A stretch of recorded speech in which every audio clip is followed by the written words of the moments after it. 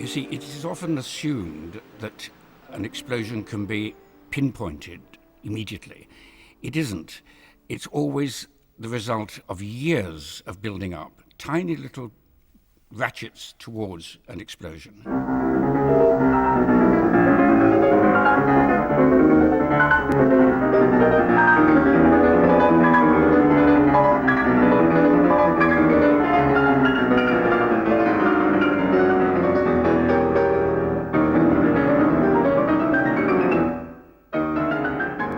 I can't think of any other pianist that was like him.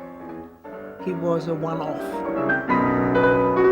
He and the piano were in communion, expressing something the rest of us could not get anywhere near. When he sat down at the piano, he became like a man possessed. He could sight read everything, he could play anything, he wrote music. He had a very deep emotional and intellectual presence. It was much more than a talent. It was a God-given gift, I think. He was in America, he was in Japan, he was in Australia, and everybody wanted a piece of him.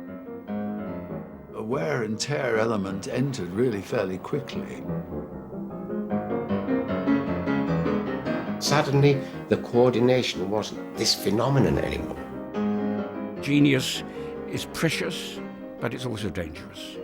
We went to several hospitals where they all sounded alarm bells. They said he had to be committed.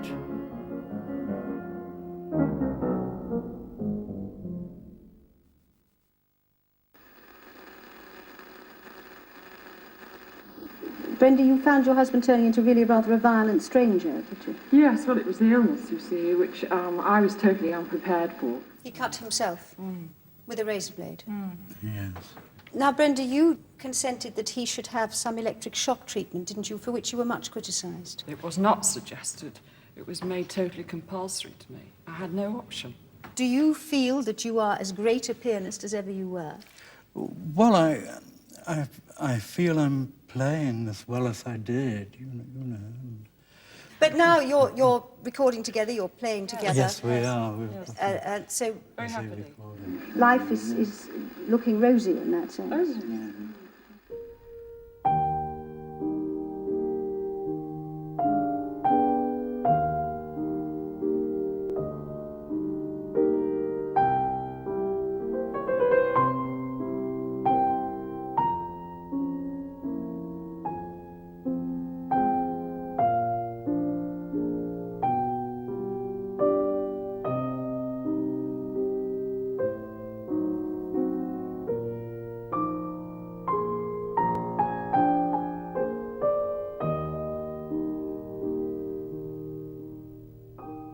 You were actually born near Nottingham, weren't you? Yes, in Mansfield Woodhouse, a suburb of Mansfield. What sort of family were you born into? Can you describe it? Well, it was a very musical family.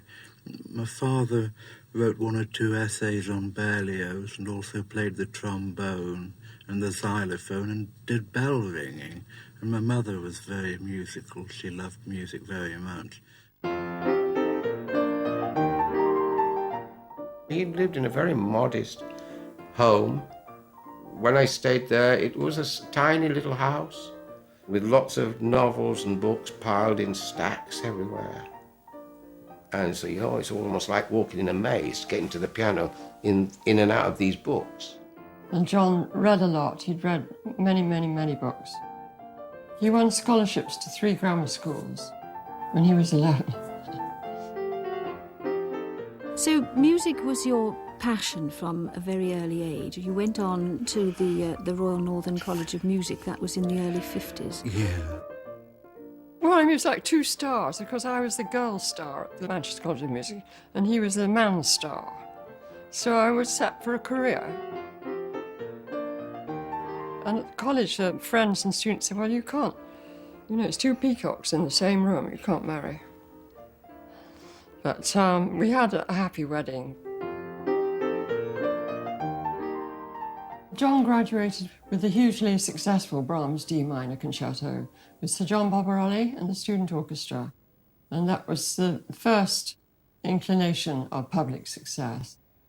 His teacher in Switzerland was a Hungarian pianist called Egon Petri, who studied with Busoni, who himself, of course, studied with Liszt. So he viewed himself in that lineage of, if you like, great pianist composers with a strong virtuoso element.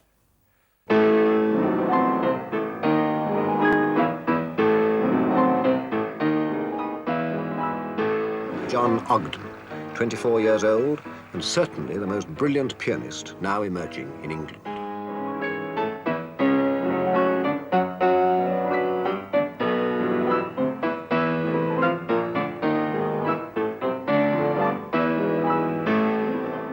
There was a massive technique, a massive command of the instrument, but there was a huge imagination at work. Everything sounded different to other people. He had such technical command, he could throw all caution to the winds and go with tremendous risks in concert, which made his performances very exciting. It was powerful, it was resonant, it echoed, it made you shiver a bit. One felt the certainty that this man was in a different world when he was playing the piano. He was not mortal like us.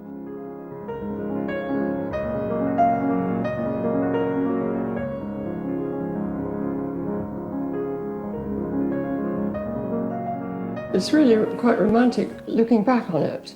He said to me over the phone, "I did it for you, darling." You know, and it's really quite a present, wasn't it?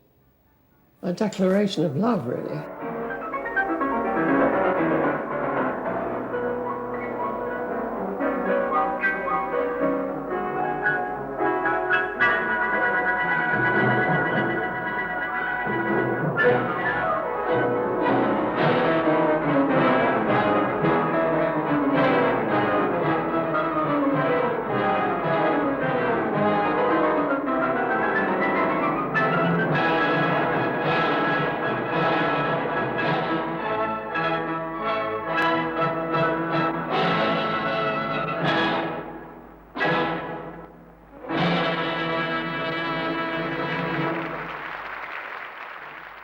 At that time, the Brussels competition and the Tchaikovsky were very important. If you won one of those, you became very famous. He had this obsession to go to Moscow and do the best he could. Do or die in Moscow. And the competitions were the gateway to an international career. Where you had to play enormous amounts of repertoire under, enormous nervous strain, obviously.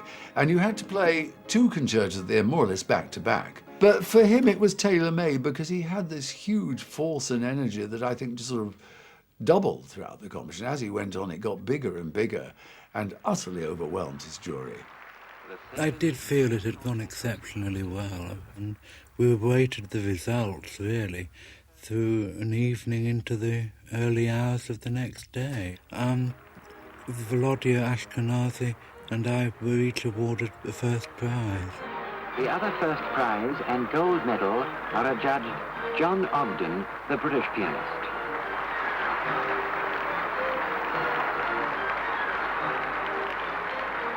I felt really wonderful, but stunned at the same time. Music can accomplish anything, Premier Khrushchev declares. The first one in 1958 was won by an American. Can you imagine the embarrassment for the Soviet government? Well, in the end, of course, John Ogden and I shared first prize. So that was acceptable to them. At least it wasn't just a foreigner of the first prize. When Khrushchev saw John with his great big beard, he said, "Oh, Boroda, that means beard," and laughed. But he was terribly friendly. Maybe he hadn't seen too many people with beards, I don't know why. It was terribly funny. The degree to which a competition when like that creates a diary that's absolutely jam full can, of course, make or break an artist. John Ogdon, 25, arrived at London Airport to a spotlight reception and a well-done hug from his pretty wife, The first Brenda. Englishman ever to win the Tchaikovsky contest in Moscow has returned to a proud welcome from his native city. Music-loving Muscovites applauded for 6 minutes, chanting Ogdon, Ogdon. Pianist John Ogdon and his wife triumph has not changed their ideas. Wife Brenda is also a pianist, and he insists on her being able to develop her own career. Charming, chubby man with a beard. He responded with disarming modesty. Played twice in Italy, and now seems likely to make his international breakthrough.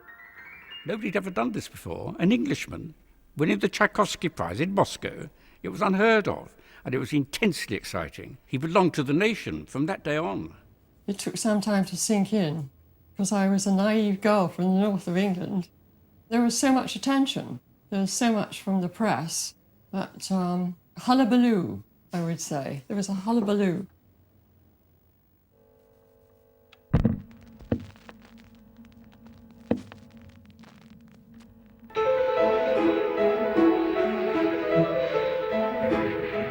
The work flooded him after the Tchaikovsky Prize, and he went straight back to Russia and did a 3-week tour. Джон Огден, победитель второго международного конкурса имени Чайковского.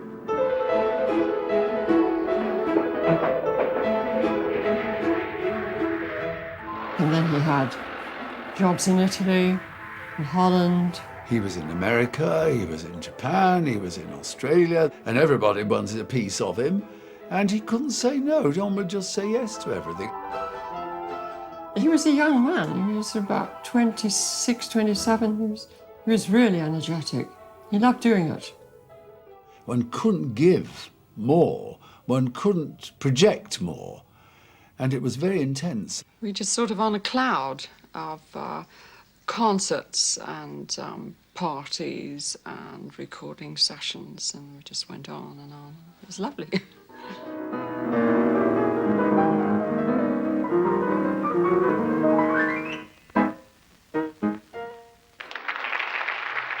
He was quite magnetic, actually. When he came onto the stage, he grabbed the audience by the scruff of the neck. They couldn't look anywhere else. And he just performed so well, so naturally.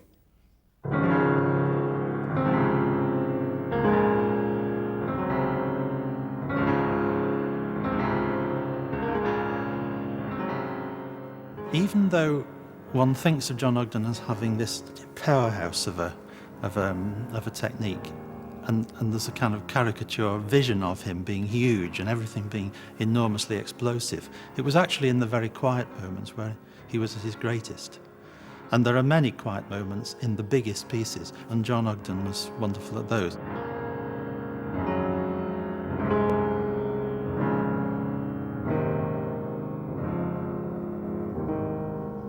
Simply just a series of crotchets or quarter notes, and actually very much in the lower part of the piano. So if you didn't play in a colourful way, you wouldn't even hear the pitches properly, but he did.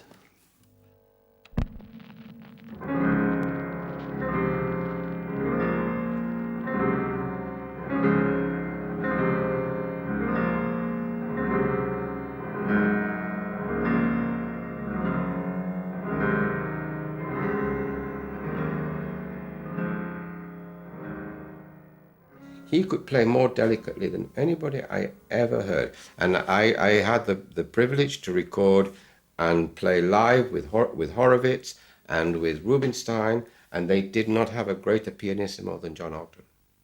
And they arguably were the two greatest legends of the 20th century. He had this beautiful touch on the piano that was... And he was a big man, and you would think that he would get to that piano and thump the living daylights out of it. But it was beautiful, gentle.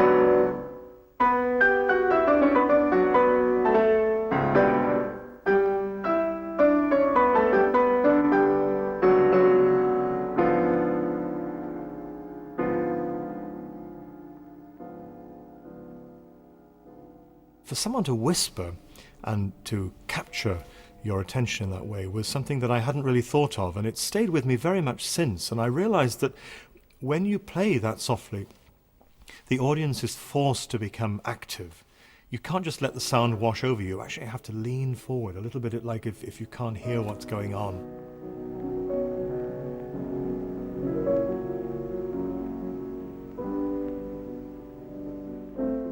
And that's really what he made us do, and it's an impression that stayed with me ever since. If you watched his hands, they would literally float over the keyboards. Big bear-like hands, but very light in touch. And they could evoke this emotion, this great range of emotion, from very quiet and gentle melodies to great powerhouse chords. He played these extremely complicated works by Busoni, works by Sorabji, works by Godowsky, these people who stretched the limits of writing for the piano to the extremes. And the more extreme it seemed, the more John devoured it.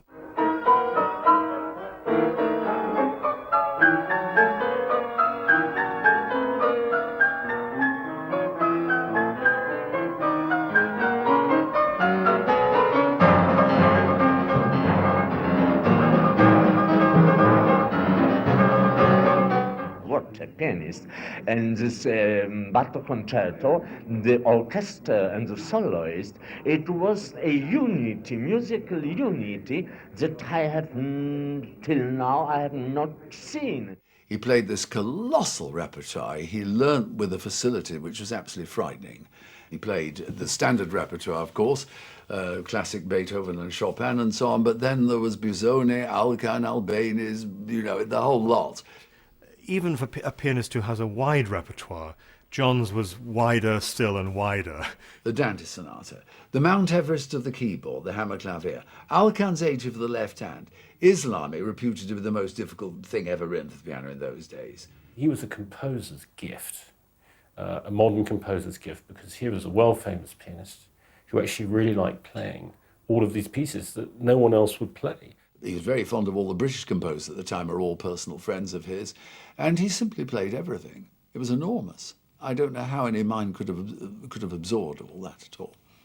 I remember very clearly, as if it was really yesterday, was the sonata arriving by post from a composer called Sorabji. A lot of the new composers in Manchester at that time, like Max Davies and Sandy Goehr and Harry Birtwistle and those people, they were all around when John opened that score and from sight played that whole thing, which took 3 hours. There was not a problem. It was just a purely fascinating musical experience for those composers to have the music come alive through the hands of John. Without preparation. The preparation was not necessary. His brain, finger, hand coordination was just completely natural. A facility that we can just sit back and envy.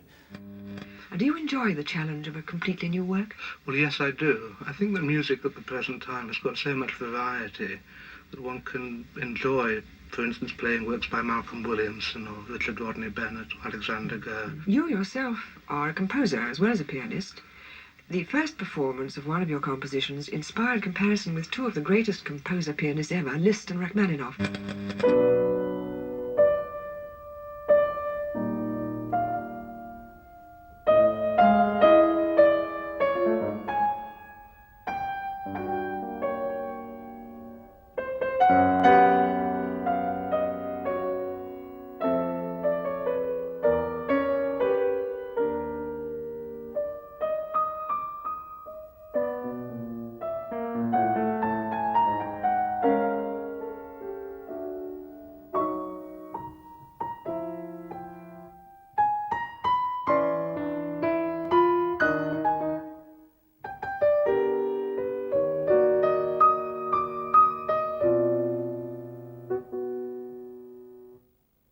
He was really more interested in composition. He spent all his holidays.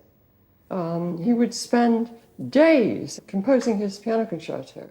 When we went to bed, I noticed that John's light in his room was still on, and I would go and knock on the door, and he would be composing. sometimes 3 o'clock, 4 o'clock in the morning. He composed the piano concerto, composed 2 piano concertos. He composed 3 operas. He composed over 200 compositions altogether.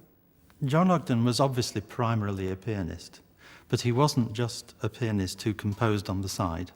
He was also very much a composer, and had he decided to become simply a composer, he would have made a great one. I'm pretty sure of that.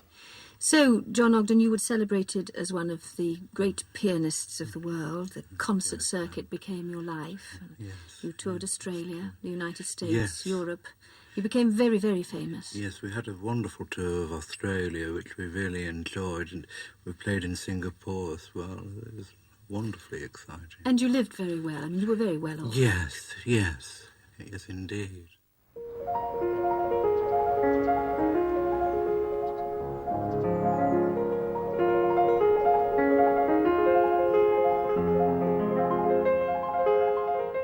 They moved into this very prestigious address in London and led a very intensive social life, endless parties with this celebrity and that celebrity.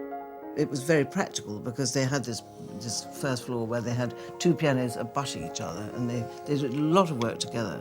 And so there aren't many houses in London where you could have 2 concert grands, sort of place like that. So, but it was a really beautiful house, and we were terribly excited because we were very young at the time. I thought, gosh. It was actually 5 floors. It had a lift, which was a real novelty. It had 3 grand pianos, 1 on the first floor, 2 in the basement. So there was a lot of music, a lot of practicing. We were spoilt, really. We were spoilt. We had so much money, really. A friend of mine, Jackie Digby, said, John Ogden's a license to print money, isn't he? He was making a lot of money, in classical terms. You have to remember that they both came from middle-class families, and what had happened to John and Brenda as a result of his career, and hers, but his primarily, was that they were living the high life. And they felt, or she certainly felt, well, this is enjoyable. Long may it last. There were a wonderful collection of quite eminent people, all of whom admired John enormously, obviously. And he was so... he had a sort of benign presence at the end of the table, terribly charming always. He had an ashtray beside him at the dining table, and he was obviously a prolific smoker. And he just, to have a sort of a drag between mouthfuls. Yeah, and then occasionally say, yeah, great, lovely, He was not socially at ease at all. He lacked some of the social graces. Not that he was rude, it was just that he didn't quite know how to start a conversation, so he would respond only. And I think the cigarette was a kind of defence mechanism as well. It was a device to ward off conversation because he knew that he wouldn't be able to cope very well with it. The sort of contrast between John, the sort of self-effacing guy, and the style of the presentation, so to speak, which obviously was probably masterminded by Brenda because she ran the sort of social side of things, and they did do it in great style. I remember there was one occasion when we had a little supper at their house first and went in a white Rolls Royce down to the Albert Hall. Down to the Albert Hall, which was fun. He was disastrous at small talk. So I remember one party we went to in Italy, and aristocrats there, and how they chat. They all chat, never stop chatting. And he was the guest of honour, sitting by this lady, something. And she said, Mr. Ogdon, you're supposed to talk. Talk, speak, converse. Converse with me. Converse with the lady on your other side. He sat there like a lump. I don't know whether he enjoyed parties or whether he just enjoyed our parties. He could loosen up very well, very easily, and he was a very charming person in his looseness.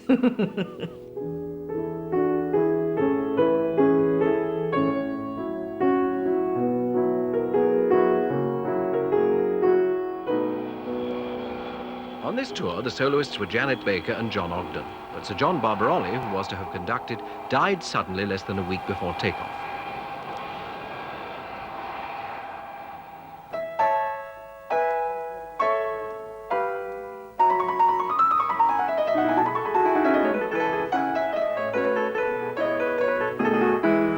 gave 7 concerts in all, 5 in Osaka and 2 in Tokyo. Colleagues say all the time, I think probably you would agree, John, that the keenness for Western sound is fantastic here. Yes.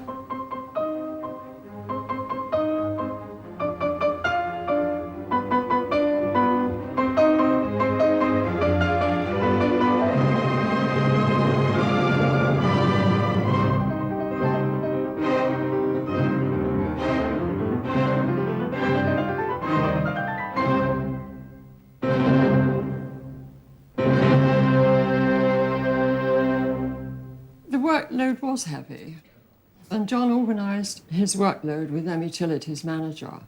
And some weeks were heavier than others. You know, some weeks there would be 4 concerts in a week. The next week, perhaps 2 concerts in the week. But all this involved travelling. I think he had the energy at the beginning and ability to play night after night after night everywhere. But going all over the world, frequently on your own, I think a wear and tear element entered really fairly quickly. But when you talk about the life of an international pianist, come to a place maybe a day or 2 before, you play recital, you travel again. It depends on your planning of things.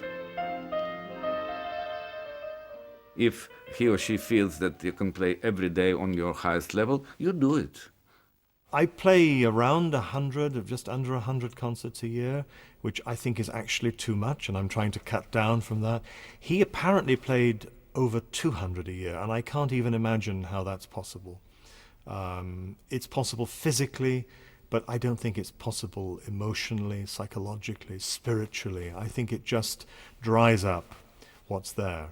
With the wisdom of hindsight, he was doing too many. I can only blame his manager for that.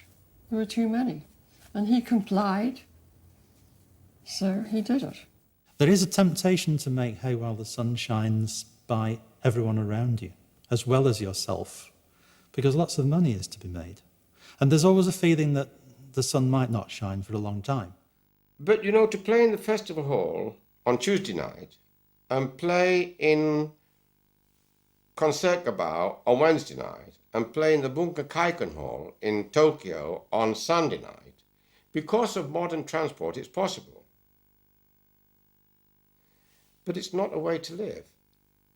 Because of, you know, of course, technology has moved another 1,000,000 miles since John, unfortunately, well, he's not with us. But I think that, you know, that's a kind of a, well, I'm sorry, I upset myself a little bit.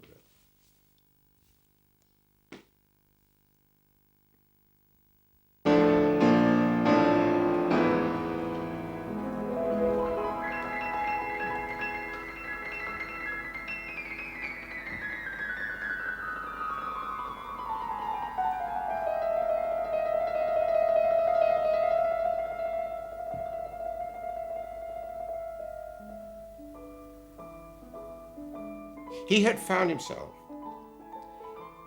in the hands of an agency who exploited the talent without looking at the human being. And I have to be a little careful how I say this, but I do believe that his closest family should have been more aware of all the red lights that were flashing like crazy at that time, that John did not need that lifestyle. That financial, monetary thing was not him. Brenda wasn't the most popular person in the musical world. A lot of people thought that she overprotected John, that she kept people away. They also thought that she drove John too hard. Though actually it was John who wanted to get out there, John who wanted to play, John who wanted to travel. It is probably true that things could have been done on his behalf with more of a long-term view in mind, I suppose. But that actually involves telling the artist not to do things. You know, to say it might be tempting for you to go and play that tour of Japan immediately after you've just done San Francisco, but you mustn't do it. You must say no, because you will play less well than if you have time to prepare for it and time to travel. Whatever I did, it was wrong, you see. If I stopped him from doing concerts, that was wrong. if I allowed him to do concerts, encouraged him to do, that was equally wrong. So I felt quite alone with it all. Left to his own devices, had Brenda not come into his life, he may not have had the same glittering career, because, you know, he might have been happy. In fact, somebody said, you know, he'd be happy with a piano in a small room just playing all the time. And I think that's probably true of him more than most people I can think of. Where to go, when to go, how to live, what to wear, what to eat, it's all up to Brenda. He had this sort of helpless look. I'm a genius, look after me. I didn't object to doing things like that. I was happy to do it for him. I was thrilled with him. He was wonderful. He was a great man. It was a great privilege to be with him. And very happy years between 60 and 71 until it started going pear-shaped.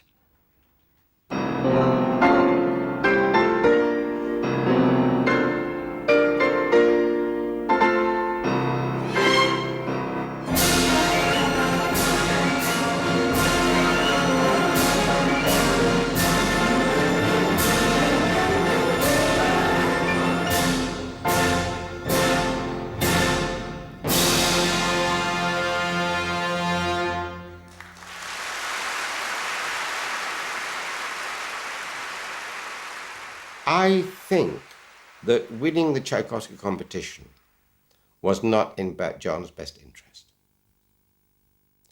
because that threw him too quickly into a situation where he was playing the piano all the time. The applause was totally not necessary for John Ogdon. It was simply not necessary.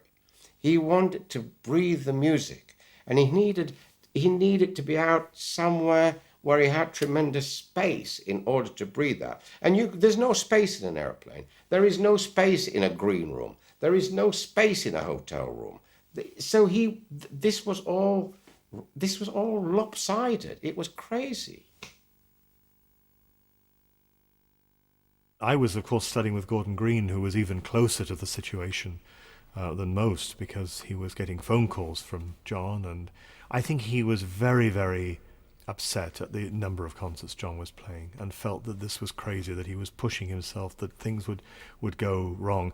I just think he felt a kind of compulsion to play, and also it became habitual. You become addicted to a certain kind of way, and you think that you should accept every concert. I mean, how many times do you want to play Tchaikovsky's piano concerto?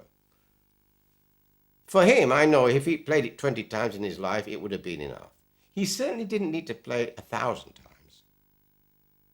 So why did he play it 1,000 times? Because he had got 1,000 fees? To do what? I sent my kids to good schools. I didn't have to do that. Things started to really alarm me when we went in the summer to Shawnigan Lake Summer School, Vancouver Island, where he'd been invited to teach there. His moods were intransigent, he had sudden rages, and he was in a bad temper with me the whole time, and flung out statements like, "I hate you," with blazing eyes. So that was the beginning of the end, I think, really.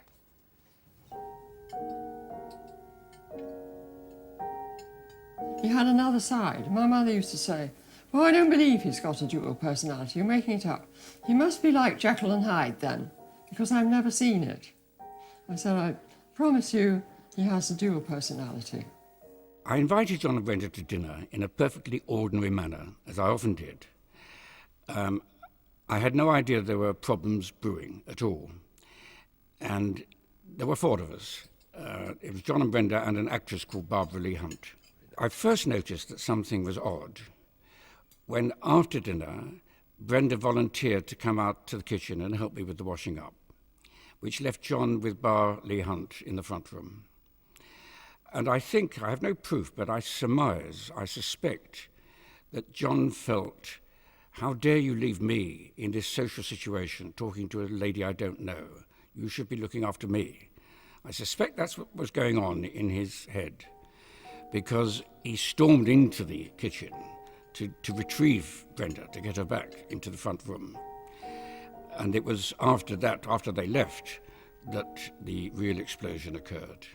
I had a red minicar at the time. At the end of the evening, I drove back to the terrace and went into the house. I had the car keys in my hand.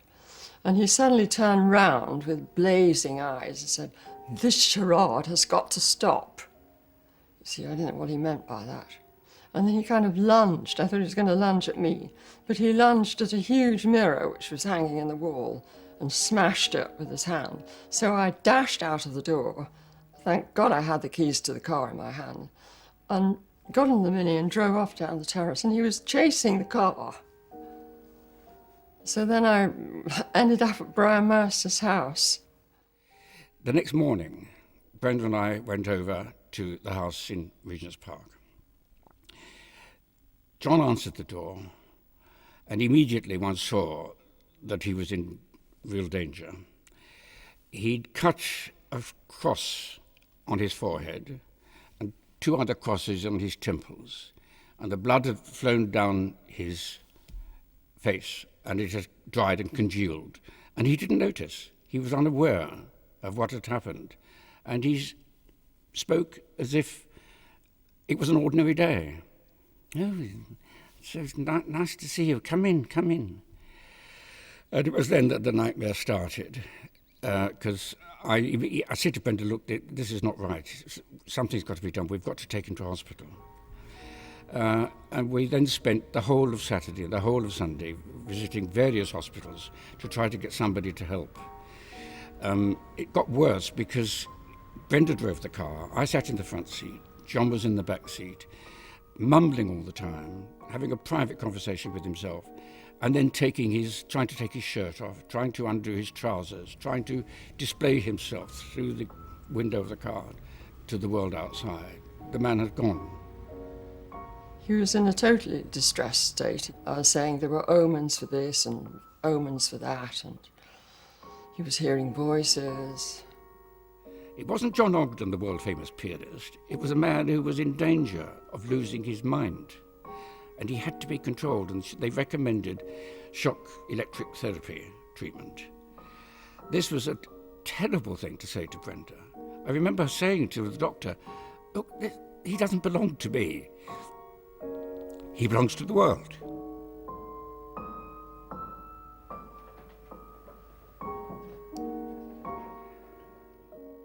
That's a drastic measure, isn't it? It's terrible. It'll block his memory. He won't be able to remember anything. It'll ruin his talent and all this stuff. You see. So I was very alarmed about all this and we went back to the Priory, and I said, "Well, I'm sorry, there should be some other way of curing him." No, he said. And then he consulted 2 of his colleagues from Harley Street. So the 3 of them sort of ganged up on me and said, "Well, you have to sign this paper. Otherwise, you just take him home with you and do the best you can." So I signed the paper. Daggers were drawn against me for signing that paper.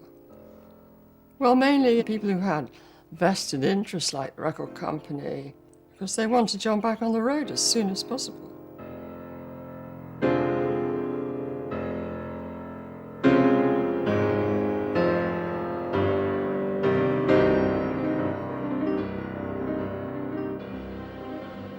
She did the right thing, because genius is precious, but it's also dangerous. And it had got to a point with John where the danger outweighed the good. The physical effect of the treatment was to slow him down completely and to make him forget all these horrible things that he'd been dreaming about. He forgot about the voices, he forgot about the omens, but then he forgot about good things as well. So, it did block the memory, and he was very quiet. And he came home for Christmas, and he was very quiet. I think people tried to cover it up to start with, and it was some sort of passing thing that would go away. But the word went round, as it does in any sort of concentrated circle in a profession. Well, the line was, "Well, he's seriously ill, but to get him back on the platform again could be the best possible cure."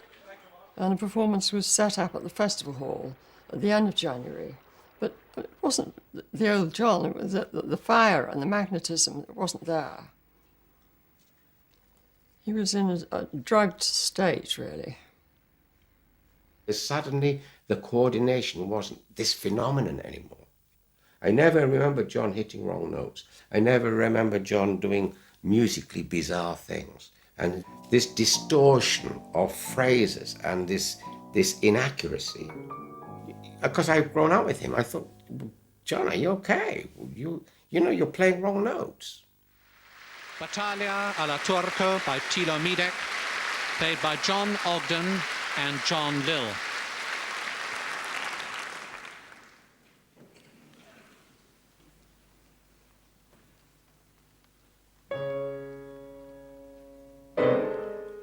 Well, the EST had disappeared by this time, and the suicidal tendencies were very predominant.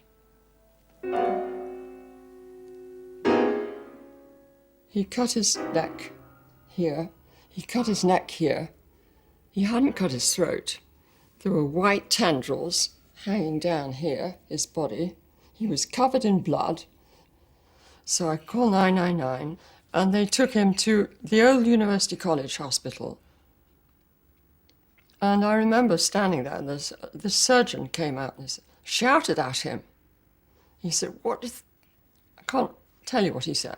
What do you think you're doing? We've got a lot of really sick people here, and we can't be bothered with suicide attempts like this. You're wasting our time.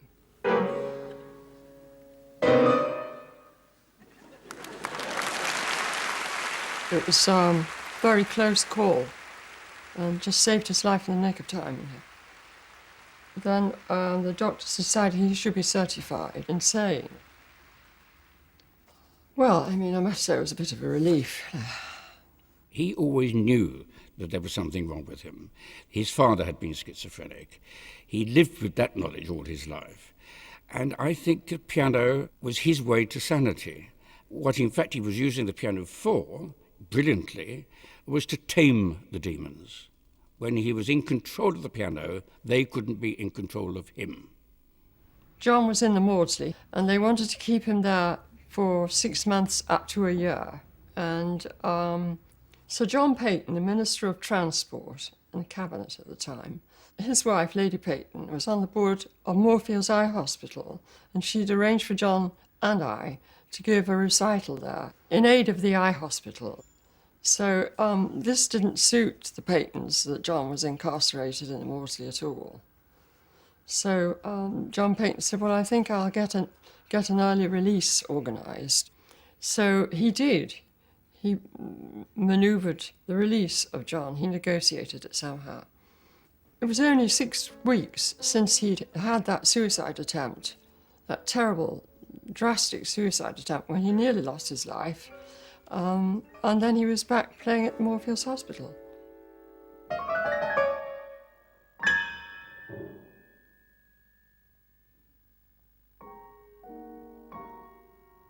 Can you imagine that today?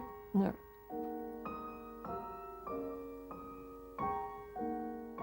They had no money, they lost money, they had to downsize. He had to take a job teaching to make money because he could no longer play. We'd been introduced and invited to go to Bloomington in America, this wonderful music school in the University of Indiana. But I thought we could get away from all the pressures in this country, and it would be a more relaxing form of life for him. It was clear that he was getting a bit better in America, but there was some steps back as well, but mainly the steps forward. The problem was that in the end he wasn't really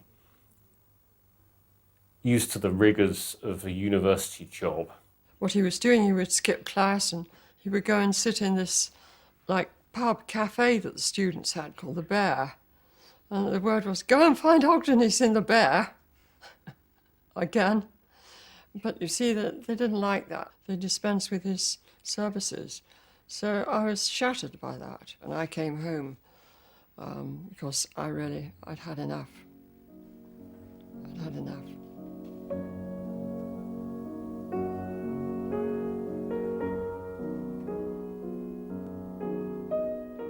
I didn't want him staying with me in my flat in Bramerton Street.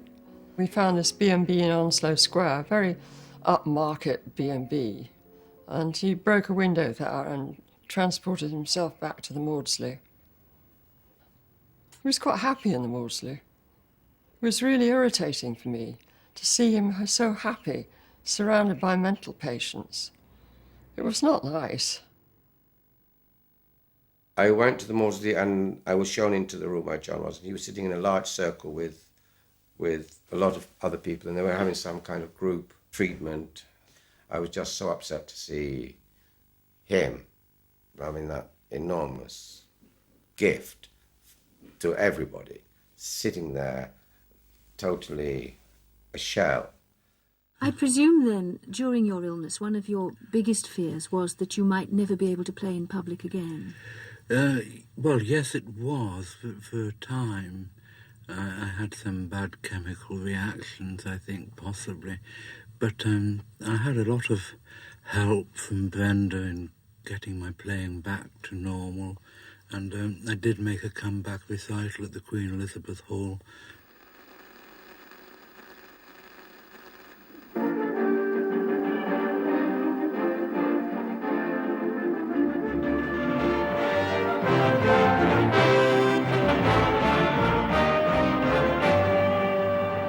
At the Queen Elizabeth Hall, John Ogdon, one of Britain's leading pianists of the 60s and 70s, giving his first London recital since a mental breakdown in the mid-70s. I'll be asking him in a moment how he made out. You've got to sign something, John. Okay. Pianist life is never done. His agents believed that he was ready to make a comeback. So he did this big concert at the Elizabeth Hall.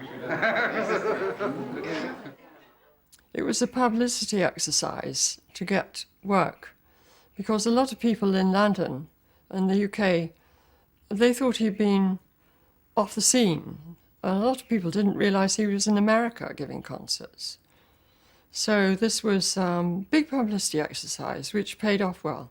It was a big deal, and I remember, and I was there, and I remember my piano teacher at the time, a great guy called Peter Smith, watched the coverage on the News at 10. It was when you had boxes for big news events, and he said he couldn't believe it. In the top left-hand box was Mrs. Thatcher, and in the top right-hand box was John Ogdon returning to play the piano.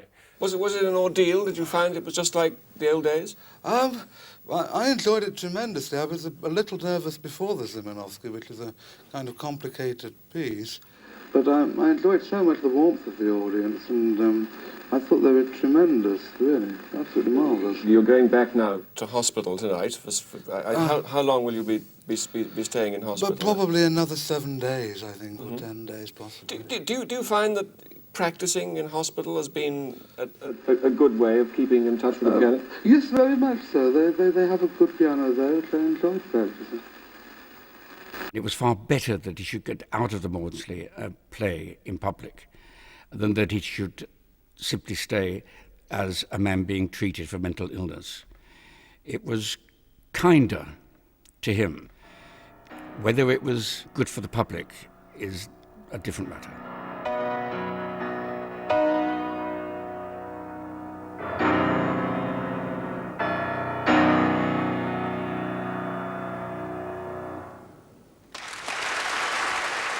There were nights when things did not go well. Things would go at a colossal pace and simply fall over themselves. They'd become convoluted and confused, and the focus would go, and it's simply like a sort of giant train out of control. He would have been much better off getting on a train with some of his chums and going up to Scotland and staying with Max Davies and Stevenson and all those people who loved him and would have taken care of him and got him better through his music. He shouldn't have been doing that and going out playing these silly pieces yet again. I think what I sensed was that there were still flashes of the amazing brilliance that was there before. But probably because I think he was very heavily medicated, there were moments of a sort of strangeness that seemed chemically induced rather than what he wanted to do. And that was something very sad. Those years from 1959 to like 1971, He never played like that again, ever. I mean, not really. Those were such startlingly wonderful performances, breathtaking, spellbinding. Never got that back, you see. And people say, oh, he will get it. No, never got it back. When he was playing, you saw the shadow of what had once been genius, but wondered why it couldn't be retrieved. There's been suggestion that the strong medications that you required over the years might have taken their toll on coordination and things like that. Yes, that's true. Have you ever noticed stages where John has suffered in this way? Yes, of course. Yes. But, fortunately, he's off all that now. The lithium doesn't seem to have any effect at all on the coordination. It's not called lithium in this country, is it? It's called something else. It's called Priadel. Yes, well, it seems very good medication, yes. Seems right for it, John. It's quite a big debate, actually. I think that some of his best piano playing definitely was when he was a young man, but then some of his best piano playing was also just before he died, actually. I remember being at his Sarabji concerts, and the critics were very clear after that he had firmly re-established himself as Britain's premier pianist.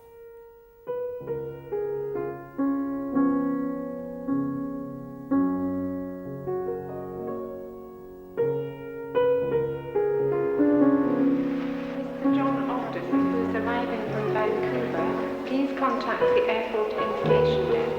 Mr. John Ogdon, please. Dad was living in a halfway house. He would play the piano for the residents there.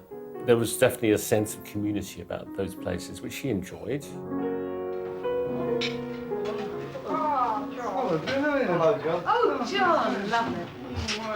Oh, how are you? Hello, fine, Nice to see thank you you. back. Nice to see you back. Yes. Good trip. Oh, fine, thank you. Good, good. Oh, I'm glad.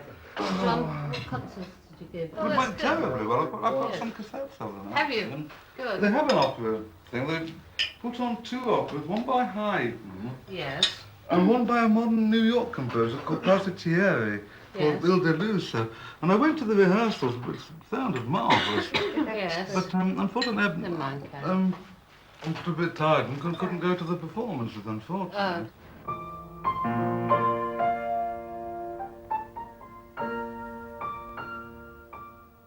And of course, they loved the fact they would get this amazing pianist playing their piano in their drawing room while they were doing the crossword. Living in a halfway house, it must have been very lonely for him. And he was someone, although he liked being alone, I think, some of the time, he really wanted to be with Brenda all the time. Come and sit down. Yes. Come and sit down. Yes, if you want to sit down, sit. Because nobody else.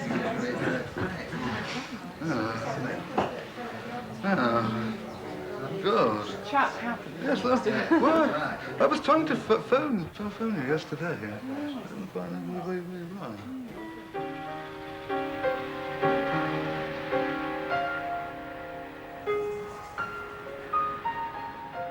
Dad didn't have a piano at that stage. And in one of the interviews that Dad gave to a newspaper, he mentioned this, and the newspaper turned the story into pianist genius doesn't have a piano.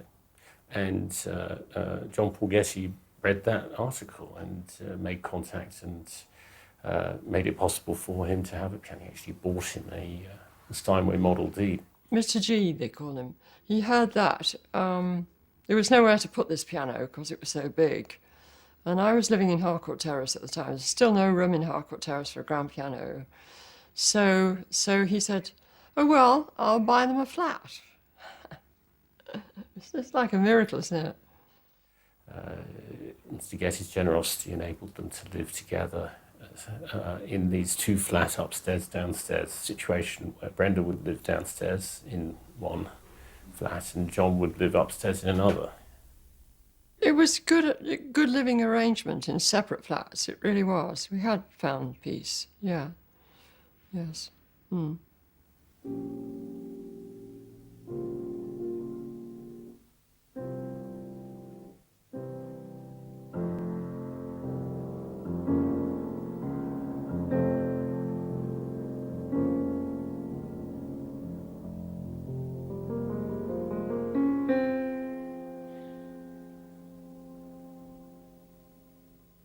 The pianist John Ogdon has died in a London hospital at the age of 52. He was suffering from bronchopneumonia.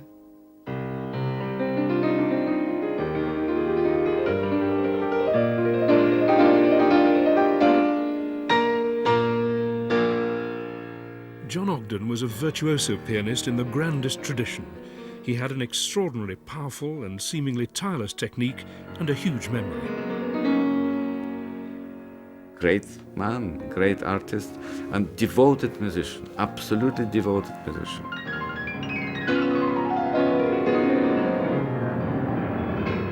I was very sad and very upset. And I couldn't believe it was so early in his life. I just couldn't believe it. You know, he was definitely not a healthy man. He didn't really do much exercising. He smoked for England. And he took a lot of medication, which masked a diabetic condition that no one actually had spotted. And extremely sadly for all of us, he had a diabetic attack and went into a coma. He'd always been saved from these dire situations in the past. You know, miracles had happened. He'd cut his neck and been saved. And I thought he was such a strong, in a way, physique. But, you know, not this one, no.